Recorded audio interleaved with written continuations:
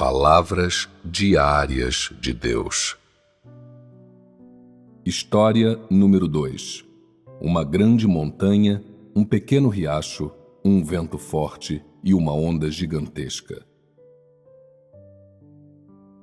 Havia um riacho minúsculo que serpeava para lá e para cá, chegando por fim ao sopé de uma grande montanha. A montanha estava bloqueando o curso do pequeno riacho e assim ele pediu à montanha, com sua voz fraca e pouca: "Por favor, deixe-me passar. Você está parada no meu caminho e bloqueando o meu curso adiante." A montanha então perguntou: "Aonde você está indo?" Ao que o pequeno riacho respondeu: "Estou procurando meu lar." A montanha disse: "Certo, vá em frente e flua bem por cima de mim."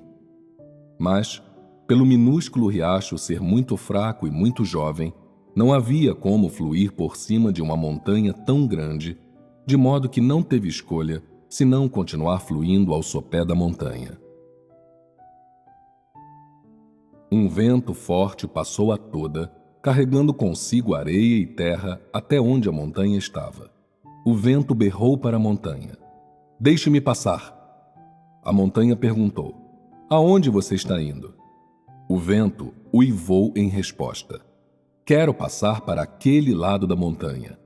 A montanha disse: "Certo, se você conseguir abrir caminho no meio de mim, então pode ir." O vento forte uivou de um jeito e de outro, mas, por mais furioso que soprasse, não conseguiu abrir caminho pelo meio da montanha. O vento ficou cansado e parou para descansar. Então, daquele lado da montanha, só um vento fraco soprava de modo intermitente, o que agradava as pessoas ali. Tal era a saudação que a montanha dava às pessoas. Na praia, a marola rolava suavemente contra o rochedo. De repente, uma onda gigantesca surgiu e rugiu em direção à montanha. "Abra espaço!" gritou a onda gigantesca. A montanha perguntou: "Aonde você está indo?" A grande onda não parou e continuou a se erguer enquanto respondia: "Estou expandindo meu território e quero esticar um pouco os braços." A montanha disse: "Certo, se você conseguir passar sobre o meu pico, eu vou abrir caminho." A grande onda recuou um pouco e então mais uma vez se ergueu em direção à montanha. Mas, por mais que tentasse, não conseguiu passar por cima da montanha. Ela não teve escolha senão retroceder lentamente para o lugar de onde veio. No decorrer dos séculos, o riacho minúsculo escorreu suavemente ao redor do sopé da montanha. Ao seguir o curso que a montanha tinha criado, o minúsculo riacho voltou para sua casa, juntou-se ao rio e fluiu para o mar. Sob os cuidados da montanha, o riacho minúsculo nunca se perdeu. O pequeno riacho e a grande montanha confiaram um no outro, limitaram um ao outro e dependeram um do outro. No decorrer dos séculos, o vento forte não mudou seus hábitos de uivar para a montanha. O vento forte soprava grandes redemoinhos de areia quando visitava a montanha, exatamente como antes. Ele ameaçava a montanha, mas nunca abriu caminho pelo meio dela. O vento forte e a grande montanha confiaram um no outro, limitaram um ao outro e dependeram um do outro. No decorrer dos séculos, a onda gigantesca tampouco descansou e nunca parou de se expandir. Ela rugiria e se ergueria muitas vezes na direção da montanha, mas a montanha nunca se moveu 1 centímetro.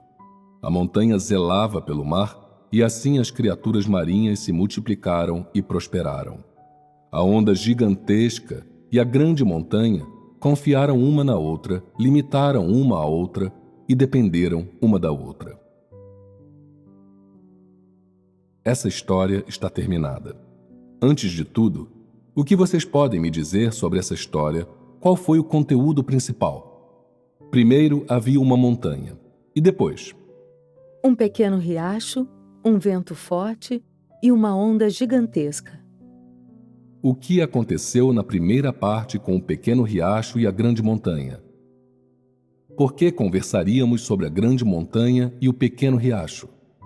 Porque a montanha o protegeu. O riacho nunca se perdeu. Eles confiaram um no outro. Vocês diriam que a montanha protegeu ou obstruiu o pequeno riacho? Protegeu. Poderia ter sido que ela o obstruiu? A montanha e o pequeno riacho estavam juntos. Ela protegeu o riacho e também foi uma obstrução. A montanha protegeu o riacho para que ele pudesse fluir para o rio, mas também o impediu de fluir para qualquer lugar onde pudesse alagar e ser desastroso para as pessoas. Esse é o ponto principal dessa parte? Sim. A proteção da montanha e sua atuação como barreira para o riacho salvaguardaram o lar das pessoas. Então vocês têm o pequeno riacho se juntando ao rio no sopé da montanha e depois fluindo para o mar. Não é esse o imperativo do pequeno riacho? Quando fluiu para o rio e depois para o mar, em que o riacho confiava? Não estava confiando da montanha? Estava confiando na proteção da montanha e na montanha atuando como uma barreira. Esse é o ponto principal? Sim.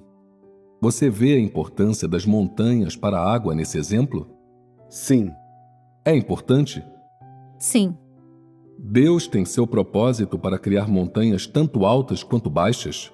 Isso tem um propósito, certo?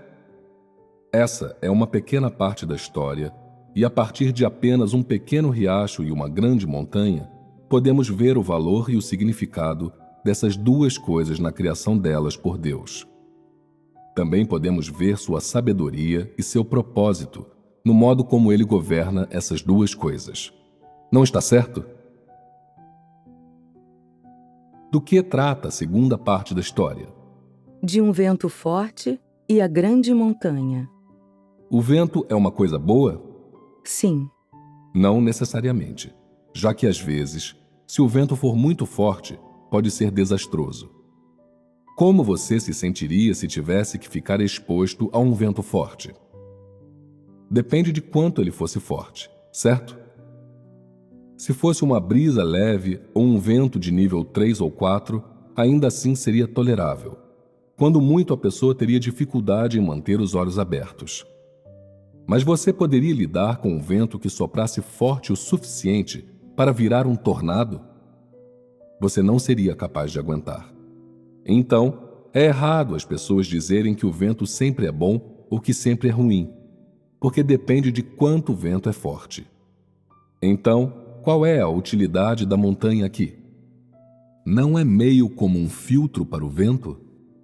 A montanha recebe o vento forte e o reduz a quê? A uma leve brisa. A maioria das pessoas podia tocá-lo e senti-lo no ambiente onde viviam. Era um vento forte ou uma leve brisa que elas sentiam? Uma leve brisa. Esse não é um dos propósitos por trás da criação de Deus das montanhas? Não é essa a sua intenção? Como seria para as pessoas viver em um ambiente onde o vento forte soprasse ao redor com partículas de areia sem nada para o bloquear ou filtrar? Poderia ser que com areia e pedras esvoaçando ao redor, as pessoas não seriam capazes de viver na Terra? Algumas poderiam ser atingidas na cabeça pelas pedras voando ao redor, ou outras poderiam ficar com areia nos olhos e não seriam capazes de enxergar. As pessoas poderiam ser sugadas pelo ar, ou o vento poderia soprar com tanta força que elas não conseguiriam ficar de pé. Casas seriam destruídas e todas as espécies de desastres aconteceriam. O vento forte tem valor? Sim. Qual é o valor dele? Quando eu disse que era ruim, as pessoas então poderiam sentir que ele não tem valor. Mas isso é certo? Transformá-lo em uma brisa não tem valor? Do que as pessoas mais precisam quando o tempo está úmido ou sufocante? Precisam de uma brisa leve que sopre gentilmente sobre elas, para refrescar e clarear sua cabeça, para estimular seu pensamento, para reparar e melhorar seu estado de espírito. Por exemplo, vocês estão todos sentados em uma sala com muitas pessoas e o ar está abafado. E do que mais vocês precisam? de uma brisa leve. Em lugares onde é denso e cheio de sujeira, o ar pode tornar o pensamento das pessoas mais lento, reduzir o fluxo sanguíneo e deixá-las menos lúcidas. No entanto, o ar se tornará puro se tiver a chance de se deslocar e circular, e as pessoas se sentirão bem melhor. Embora o pequeno riacho e o vento forte pudessem se tornar um desastre, enquanto estiver lá, a montanha os transformará em coisas que de fato beneficiam as pessoas. Não está certo? Do que fala a terceira parte da história? Da grande montanha e da onda enorme. Da grande montanha e da onda enorme.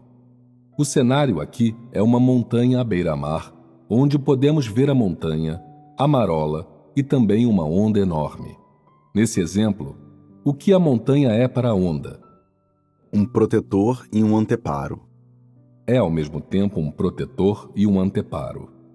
O objetivo de protegê-la é evitar que essa parte do mar desapareça, de modo que as criaturas que vivam nela possam prosperar.